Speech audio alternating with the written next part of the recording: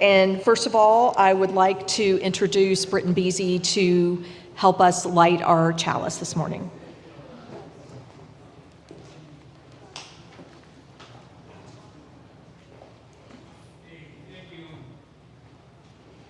And Heather O'Connor for lighting the chalice. Sorry.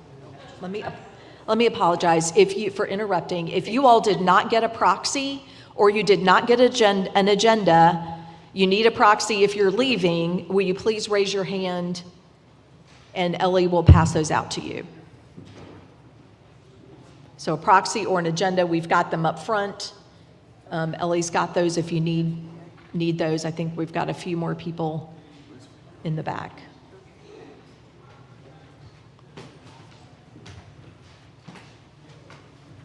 Thank you for keeping your hands raised. If you're going to stay, and we will vote in the middle of the meeting, but if you need to leave and need to give a proxy to someone, that's the form that you'll need.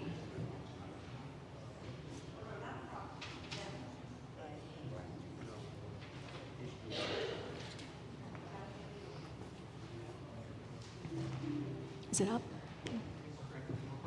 Okay, great. You're live.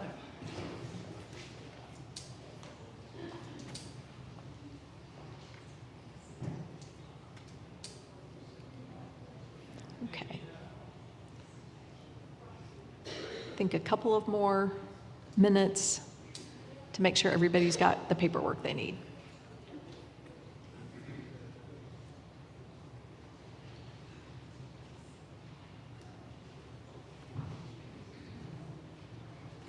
Okay. Thank you.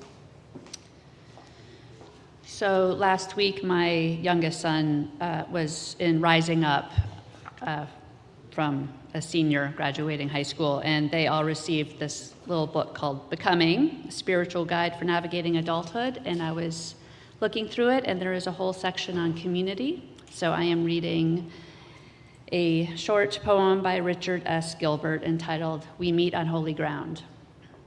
We meet on holy ground, brought into life as life encounters life, as personal histories merge into the communal story, as we take on the pride and pain of our companions, as separate selves become community.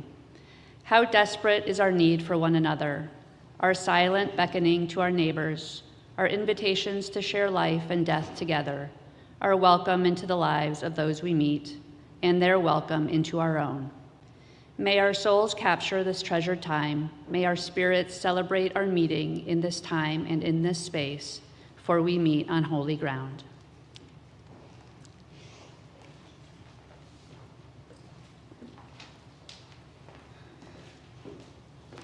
All right, good morning, everyone. I'm Deborah Day, and as a church, we have an agreed upon covenant of how we interact with each other, and I'm going to read the major categories of that covenant. So we, the members and friends of the Community Church of Chapel Hill, Unitarian Universalists, affirm the following. We will communicate with and about each other openly, kindly, and respectfully. We will seek peaceful and constructive resolutions when conflicts arise. We will value diversity of thought, belief, and culture within our community, and we will work together to build the common good. Thank you.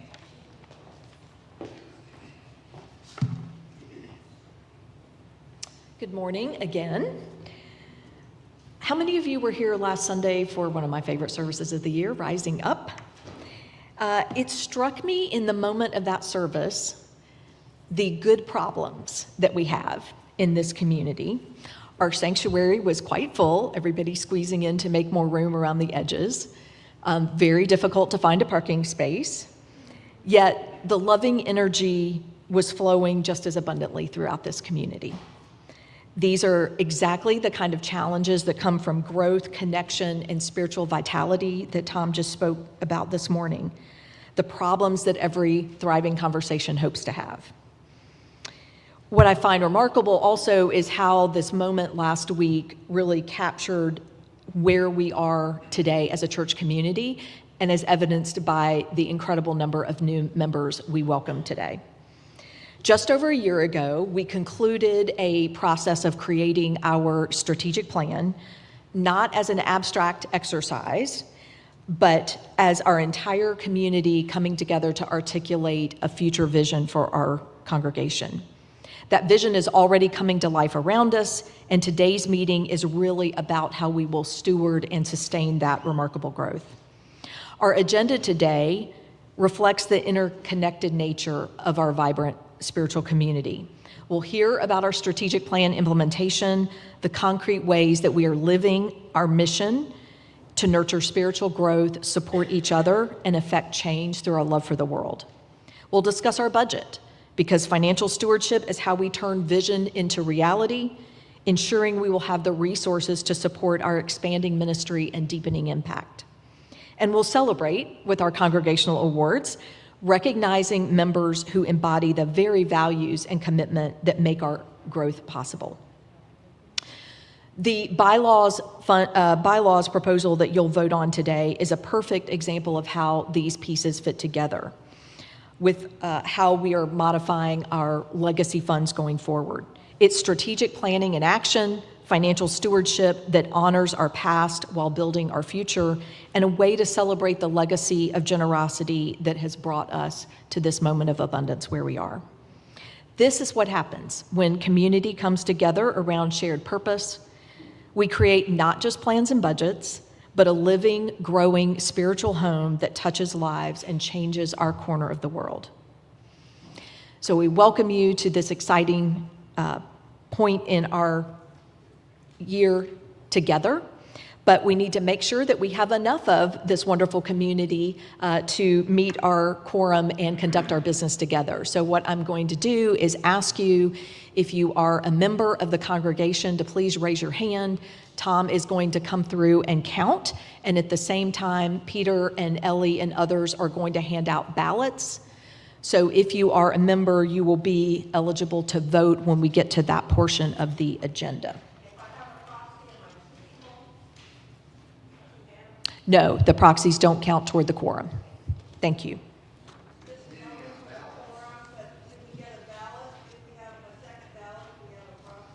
You should get a proxy form if you need to.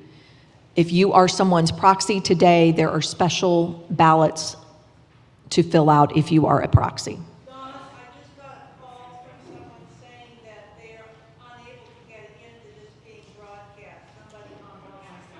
On YouTube, I'm going to send you the link. I counted 107 hands in the room. Okay. Thank you, everyone. If you will keep your hands raised so we can get the ballots distributed. Oh, well.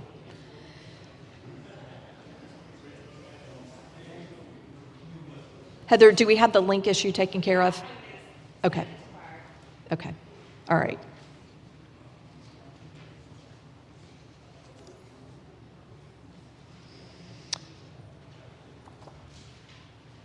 Okay, as soon as everyone has a ballot, we'll get started on our next section, which is our strategic plan update.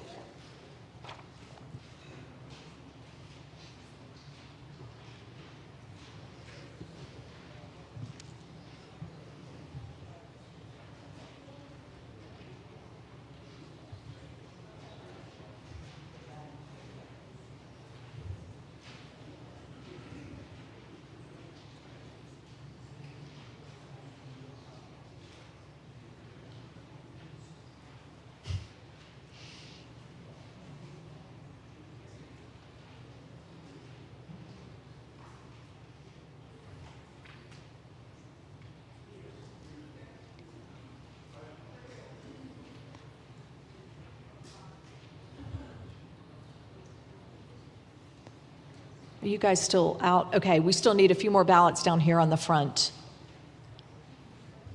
Do we collect the proxy ballots as well, or they need If you have a proxy ballot, we will collect those when we vote. Has it been filled out? Yeah, but there's no vote. You write the vote down.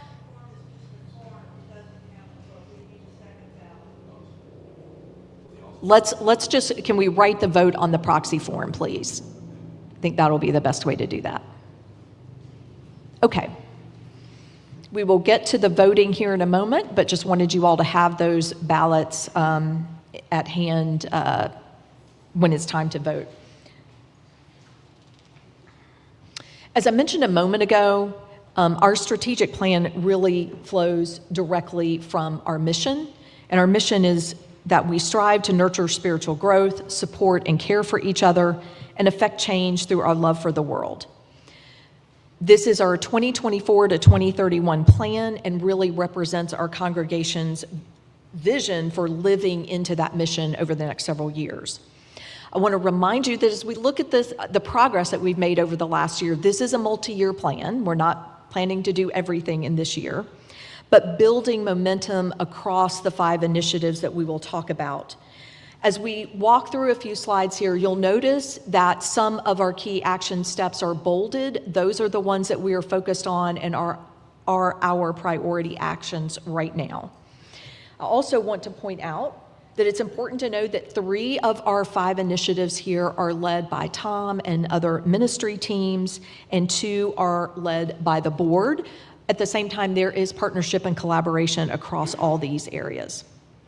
So let me talk just briefly about them. We do have 5 strategic initiatives: spiritual growth, community building, and outreach, again, led by the Tom and the ministry teams. Stability and organizational growth and community infrastructure are led by the board. And I want to highlight a couple of the key actions that have been underway and give you an update on those. So around spiritual growth, we've expanded our capacity for worship excellence by bringing back the preaching practicum, and we will get the pleasure of hearing those folks over several Sundays this summer, and teaching worship leadership to youth and college students. Our Whole Lives Ministry expanded their offerings and organized a regional OWL training right here at our church. We look at community building.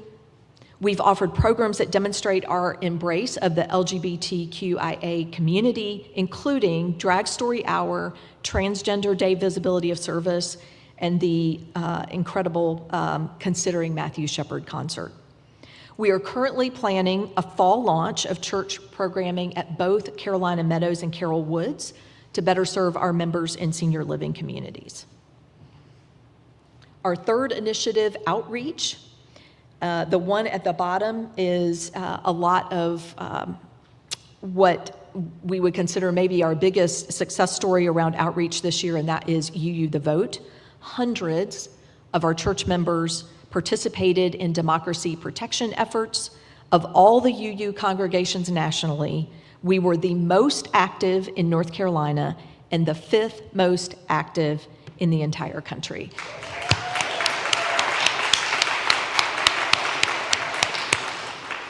And we have an amazing, amazing group of volunteers in this community that lead that effort. In an election where some races were decided by a few hundred votes, our work reaching tens of thousands of voters made a measurable difference. Our 4th initiative, stability and organizational growth. The first one here, a lot of work has gone on this spring around setting up the infrastructure so that we can grow our what we're now referring to as our legacy funds, really for the future of this community. And that is a direct result of that are the bylaws changes that you're going to be voting on here in just a few minutes. There's also a lot of work going on around HR as well. And then our 5th initiative, community infrastructure, again, led by a lot of volunteers in this community. We have a MANTS task force that has met half a dozen times now, reviewing the facility's history, understanding maintenance needs, looking at how the Immigrant Justice Initiative is using that space, taking building tours, looking at financial considerations, and they will present their recommendations to the board for the future of the MANTS in the next 2 to 3 months, so that is well underway. We also have a memorialization group that is developing proposals for better accessibility to Memorial Rock, and if there are other places on this campus that we can introduce new memorial options.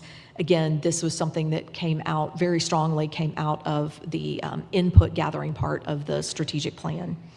And they plan a congregation-wide survey for late summer. So lots of progress along those lines. We're also, as you're seeing here, working on making sure that we have updated safety and security policies for our community. So, as you can see, the strategic plan is not sitting on a shelf.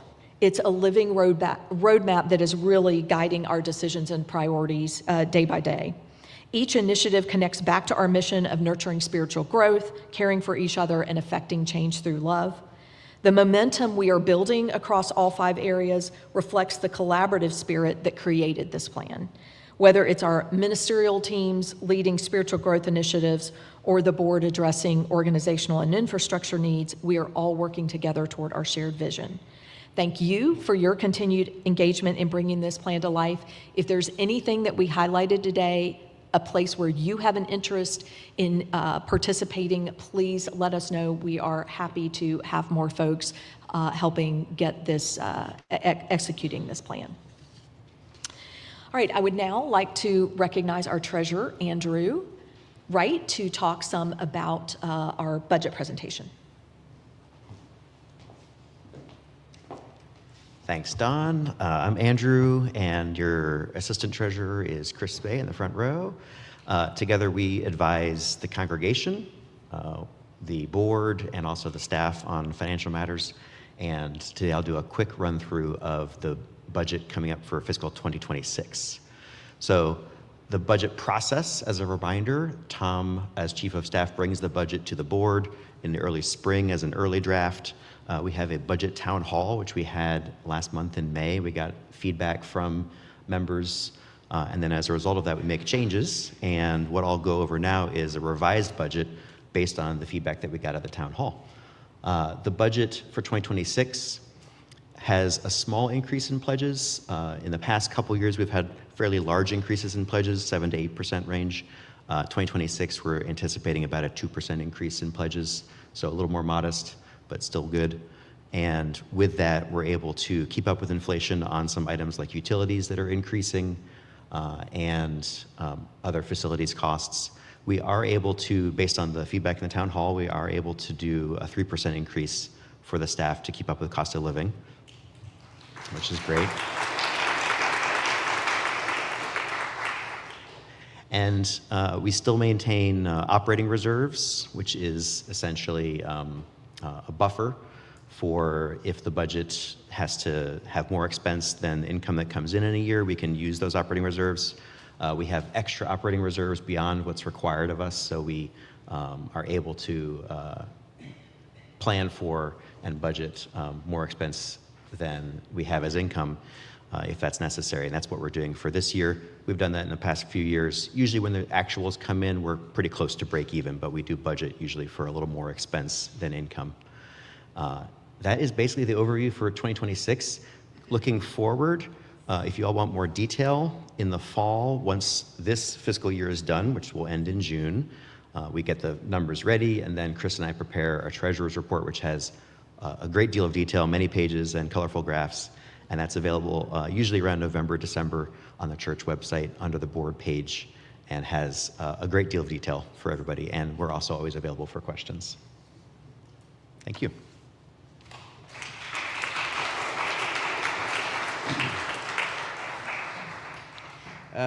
Good morning. My name is Dean Peterson, your Vice President of the Board of Trustees. One of the responsibilities of the Vice President of the Board of Trustees is to be the chair of the Governance Committee. But perhaps like me, when I was told I was on the Governance Committee, you may have the question, what is governance?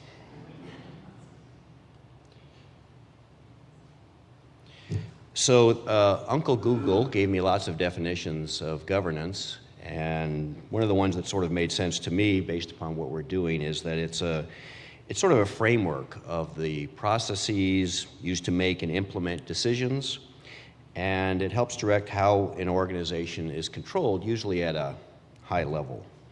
I think of it as establishing rules and practices and norms on the administration of the church. So here at this church, our governance framework starts out with bylaws approved by you, the congregation. And below that are policies, which the Board of Trustees has responsibilities for. And then there are processes, often developed by individual committees. In the particular case we're talking about today would be the Stewardship Committee. So, what is changing? The change is to the bylaw around what is currently written as the endowment fund. And the wording is on the ballots that you have in front of you. So why are we making this change? In summary, in addition to what you have in front of you, we've kind of outgrown a single fund model. So as our congregation has matured, we've developed multiple funds that support our long-term mission. So there's the capital fund for our physical spaces, there's the chalice fund for our financial security, and there is the Reverend Charlie Cast Ministerial Development Fund for developing religious professionals. This particular change that the Governance Committee recommends supports the strategic plan initiative, one of the ones which Dawn spoke about, which is to, quote, grow our funds available for capital expenditure, maintenance of our facilities, and endowment. The good news is that this really is a sign of our growth, our financial health, and our commitment to ensuring that the congregation continues to thrive. So over the last 4 weeks, there have been a number of opportunities to learn and ask questions about this change, such as on May 18th, concurrent with the budget town hall. There was a session on May 21st, May 25th, and every Sunday between May 4th and June 1st, there's been tabling at the social hour. And lastly, you also have in front of you a frequently asked questions about this change. So what is your role in all of this as a member of this congregation? Well, as a member of this congregation, your role is to consider, contemplate, and assess the change. And what are we asking from you? Well, we're asking for your vote of approval as it is needed to make this bylaw change. So today we are voting on a bylaw change to rename our endowment fund to the Chalice Fund and to establish a broader category of what we are terming legacy funds. With that, I'll turn it back over to Dawn. Thank you, Dean, and thank you for your work on this, as well as Barb Chapman and Bonnie Nelson, major work on this initiative over the course of this spring. So you've heard Dean's explanation and recommendation from the governance. I would entertain a motion for us to approve this bylaw change. So moved. Thank you, Barb. A second? Okay, thank you for the second. All right, any discussion that anyone needs to have at this point? As Dean mentioned, we've had a lot over the last few weeks, but just want to make sure we don't have any further discussion. Okay, with that in mind, let me talk you through sort of the voting procedures that we'll have this morning. You should have a ballot in front of you, and a green ballot. You can mark your ballot with your vote, pass it to the center aisle, and we'll have folks picking that up. Also, if you have the proxy form, and again, please put the vote on the proxy form itself and turn that in. If you are online, you should have the ability to, there should be a online voting link for those of you online. You have to, if you're online, you have to be logged into the email address that's on file with the church, and you will receive a confirmation once your vote has been recorded online. Yes. Thank you. Yes, there are pencils in baskets underneath the middle aisles if you need something to vote with. Dawn? Yes. Are they voting in the live chat on the YouTube? There's a link. If they are online on the live stream, there is supposed to be a link that they can click to vote.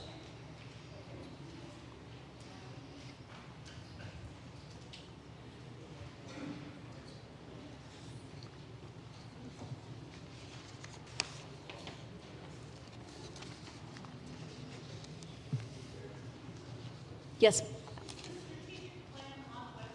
It is, yes.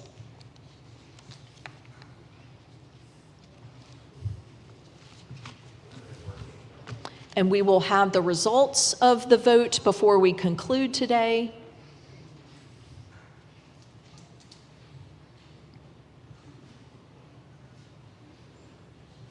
I'll give a few minutes to make sure those are all collected.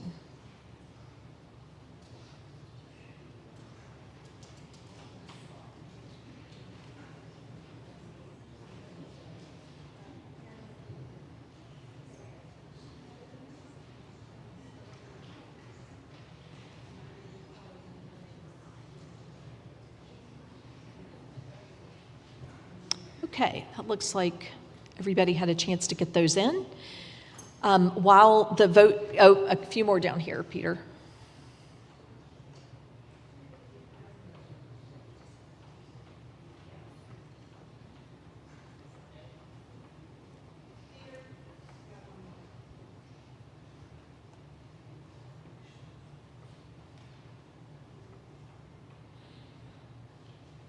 All right, thank you, everyone. While those votes are being counted, it is my pleasure to introduce someone who needs no introduction unless you're a new board member, perhaps a new member, perhaps. But Mary Beth Powell, our past president this year, who is going to issue our congregational awards.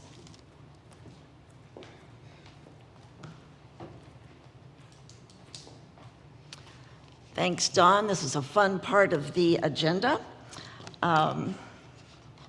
So every year we issue our congregational awards, and there are 4 of them, and these are kept secret, so I'm hoping that these people are here. I'm not sure. The first one is the Al and Ann Sawyer Award, and it's named for our long-term members, Al and Ann Sawyer, within these walls award. It's given to a member of our church for outstanding service to and leadership of our congregation. Is Kathy Cole here?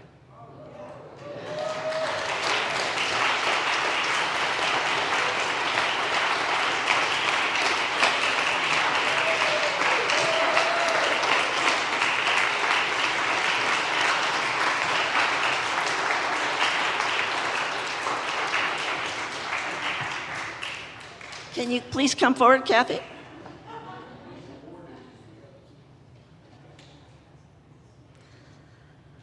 So this year's Sawyer's Award is presented to Kathy Cole. You need to come over this way. Okay. In recognition of her long legacy of service to our congregation, Kathy served as president of the Board of Trustees in 2015, setting in motion a renewed commitment to stewardship. Kathy served as a member of the Ministerial Search Committee. She also served as one of the co-chairs of our most recent capital campaign, helping our church to successfully complete its building expansion. When the capital campaign looked like it might come up a bit short, Kathy even started selling eggs from her chickens to help close the gap. Kathy has served in other ways. For years, she served as a stalwart member of the caring ministry, taking care of fellow congregants and helping long-term members stay connected. Her legacy of care to beloved departed members like Stella Lyons and Thelma Perkins. Kathy also knows how to throw a party. For years, Kathy and her husband, Steve, opened their farm in rural Chatham County to magnificent bluegrass and barbecue auction events, with musicians playing on their front porch and congregants enjoying the show from their lawn. For over a decade, the biggest auction event every year. We are proud to present this year's Sawyer Award to Kathy Cole.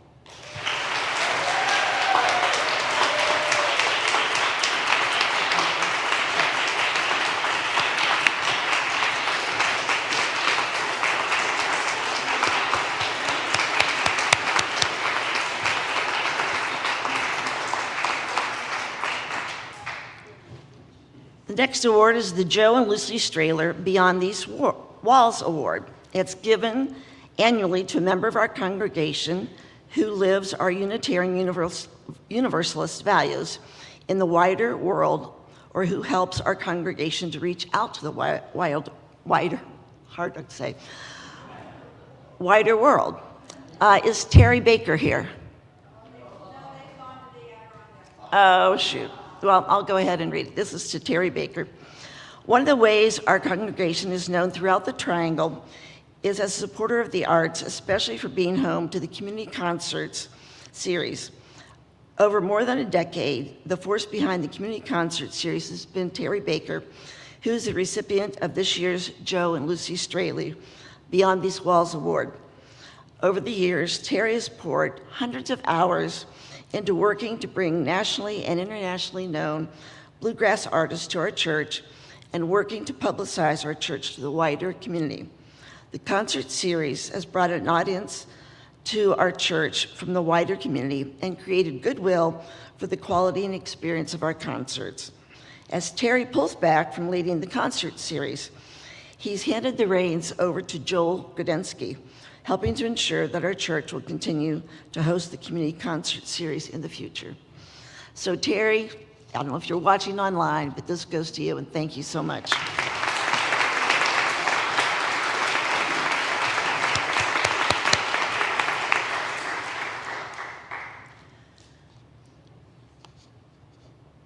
Named for Gertrude Willis, a founding member of the congregation and a passionate advocate for children, the Gertrude Willis Lifespan Religious Education Award is presented annually to members and ministries who make significant contributions to religious education in this congregation. Is Atticus Graysmith here? Oh, shoot. We try to keep these secrets so that we don't let people know ahead of time. So this year's Willis Award honors Atticus Graysmith. Of course, if he was here, you would see him. If you stack the list of Atticus's contributions to religious education, they would be taller than he is. Since his own rising up, Atticus has been a leader of every age group in our church community. He led Children's Chapel while Marion was on sabbatical. He was a beloved counselor for Chalice Camp and helped start Flame Camp. He led the middle school youth group and the middle school on Sunday morning. He mentored coming-of-age youth with their credos and inch leaders as worship associates. He's a leader in college monthly Zoom meetings. Atticus has done all of this while commuting back from College Weekly to be here with us. If you've ever seen something happen in religious education, there's a good chance that Atticus is involved. And if you haven't enjoyed the glow of Atticus's leadership, you'll find him in the pulpit this summer on July 27th, delivering a sermon as part of his preaching practicum. Religious education would not be what it is without Atticus. From encouraging word to the t-shirts you'll see our children and youth wear, Atticus's influence is woven into the DNA of the religious education program, and we are so grateful. So Atticus, if you're watching this online, this is for you. Thank you so much.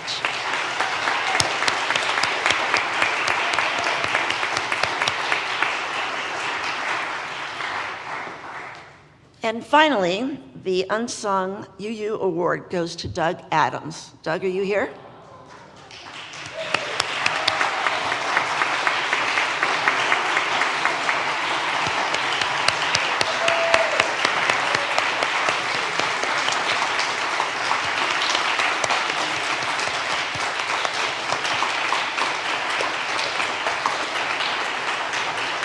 I thought he was, yes. From time to time, we present an additional award called the Unsung UU Award. This award goes to a member of our church whose servant isn't as widely visible in our congregation. This year, we present the Unsung UU Award to Doug Adams. Doug does his best to stay undercover, but if you've seen any pageants, musicals, or plays for the past 12 years or so at our church, you've seen his work on full display. Whether it's a small or important act of building a fence for the recent Considering Matthew Shepard, a hand-powered doomsday clock for the SpongeBob musical, or Transformer-like jewel of a set for Oliver. It is a workhouse, it's the thieves' kitchen, it's a manor house, it's the undertaker's parlor, it's a London bridge. Doug brings incredible creativity and drive, and it's enhanced and decorated so many events at the church over many years. And Doug's work also creates community, as he enlists and instructs a small army of helpers to bring his visions to life. What a joy, honor, and privilege it is to have someone as talented, selfless, and relentlessly inventive as Doug in our midst. Thank you for all that you do, Doug.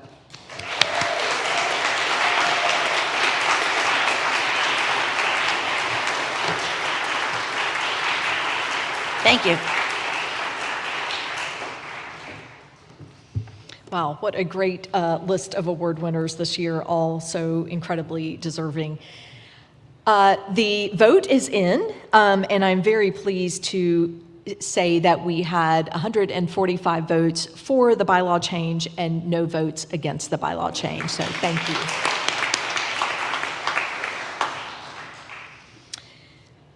So a couple things before we adjourn here. First, I want to thank my fellow board members, many of whom you have seen, for their work in the background on getting us prepared for this meeting today and carrying it out. There are also probably countless members who volunteer in various aspects of the organization that you, I will just say, it has been eye-opening for me as a member of the board and to see what these folks bring to the table and the glue that they are to our community. And so I'm not going to attempt to name all of them, but really want to thank them for what they do for us day in and day out here as a congregation. Let's see. So before we adjourn and extinguish our chalice, I want to remind everyone that immediately after here, we have our new member reception over in the Jones Building. So please go over there. And again, we have so many people to welcome into our community today, and looking forward to that. So I will entertain a motion to adjourn our meeting. So moved. All right, second? Thank you. All right. Anybody opposed to adjourning our meeting? All right. But before we do that, we will extinguish our chalice for one last time today. Again, thank you, everyone, for your attention and your participation.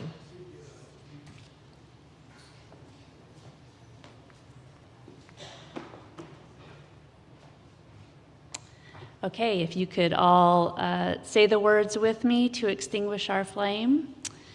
We extinguish our flame, but not the light of truth, the warmth of community, or the fire of commitment. These we carry in our hearts until we are together again.